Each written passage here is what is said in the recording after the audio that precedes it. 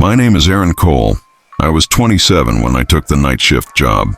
The pay was better than anything else around, and I needed the money. The job was simple on paper. I was hired as a security guard for a small power station on the edge of the desert. It sat miles away from the nearest town, close to land people avoided. Some called it reservation land, others just called it cursed ground. On my first night, the supervisor didn't say much. He handed me the keys, showed me the cameras, and told me one rule. Stay inside after midnight, he said. His voice was flat, like he had said it many times before. I laughed and asked why.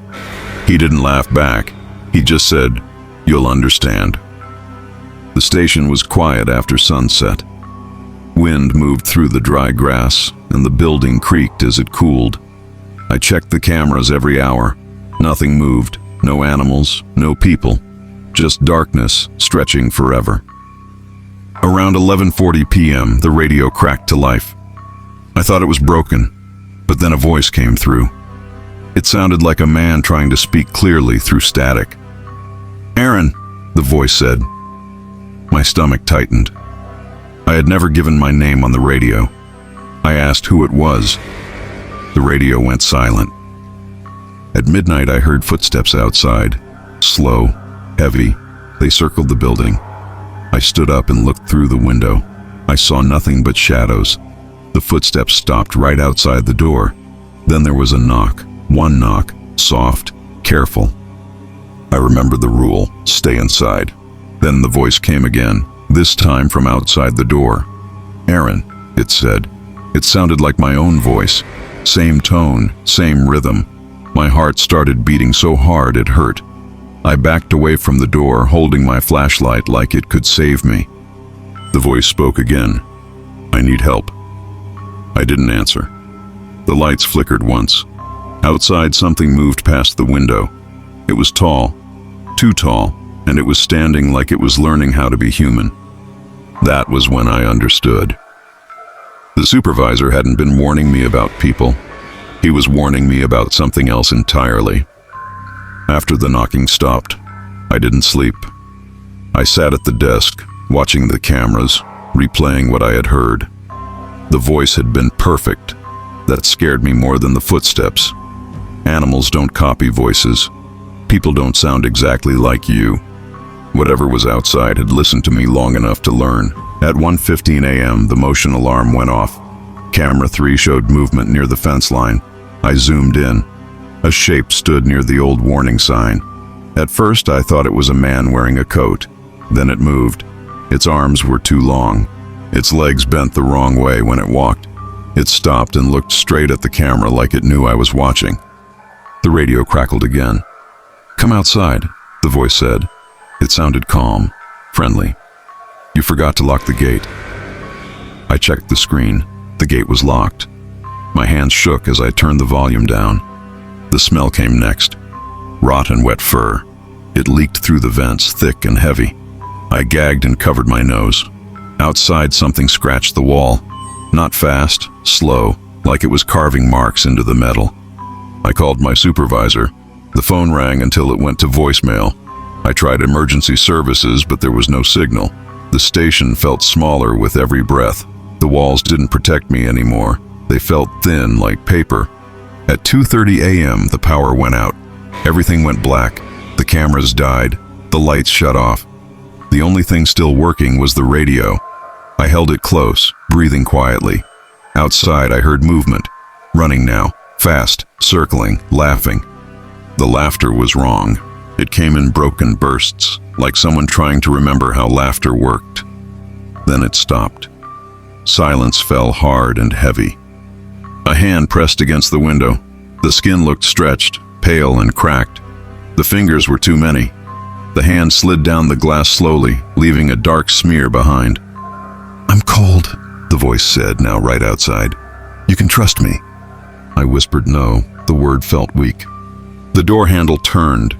Slowly, carefully. Whatever was outside had learned patience, and it wasn't leaving. By 3 a.m., the door began to bend. The metal groaned as pressure pushed from the outside. I grabbed a wrench from the toolbox and backed into the corner. My mind raced. I remembered stories I had heard growing up, about skinwalkers, about creatures that wear human voices like masks. The radio screamed suddenly, not static, screaming. Dozens of voices layered together, men, women, children, all crying out at once. Then silence. My name was whispered again. This time, it sounded like my mother. The door burst open. It didn't rush in. It stepped inside slowly. The thing stood hunched, its body wrapped in a shape that almost looked human. Its skin hung loose, like it didn't belong to it. Its eyes were deep and black, reflecting nothing. When it smiled, its mouth stretched too far. It sniffed the air and tilted its head. "You smell afraid," it said. The voice changed as it spoke, sliding between tones. I swung the wrench. It caught my arm midair. Its grip was freezing cold. Pain shot through me as it squeezed. Bones cracked. I screamed. It leaned close and studied my face like a mirror. "This will do," it whispered. I ran. I didn't think. I just moved. I crashed through the back door and into the desert. The moon lit the sand in pale blue. Behind me, I heard running. Faster than any animal. Faster than me. My foot caught on a rock. I fell hard. The skinwalker stopped a few feet away. It stood tall now, taller than before. It had dropped the human shape. Its legs bent backward, its spine twisted, and its mouth opened wider than should be possible. "You were told to stay inside," it said. I tried to crawl. It grabbed my ankle and dragged me back. The sand burned my skin. I screamed until my throat tore. It lifted me off the ground with one arm. Its face shifted, pulling into my own. I stared into my own eyes, twisted and empty. "This place is hungry," it said, "and so am I." The pain was everywhere.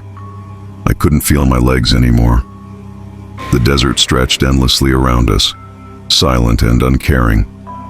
The skinwalker dragged me toward a shallow ravine, hidden by rocks and shadow. Bones littered the ground. Animal. Human. I didn't know. It dropped me like I was nothing. I lay there, staring at the stars, thinking of all the small choices that led me here. The job, the money, ignoring the warning. The creature crouched beside me. It touched my face with long, careful fingers. Its skin rippled under my touch, shifting shapes. "You listen well," it said. "That is why you last longer." I tried to speak, but blood filled my mouth. The skinwalker stood and raised its head. It began to chant in a language that hurt to hear. The air grew heavy. The ground seemed to pulse beneath me. I felt something tear inside my chest. My heart struggled, my vision blurred. The creature leaned over me, mouth open wide, too wide. "I will walk as you," it said. Pain exploded. I felt it digging inside me, pulling something out. My scream died halfway through. My body shook and then went still. The last thing I saw was my own face standing over me, smiling. They found the station empty 2 days later. The door was broken. The cameras were smashed. There were drag marks leading into the desert, but they ended suddenly, like I had vanished into thin air. The supervisor quit that day. He never explained why. Weeks later, someone new took the night shift. On their first night, they heard a voice on the radio. A calm voice. A friendly one. "Stay inside after midnight," it said. The voice sounded just like mine.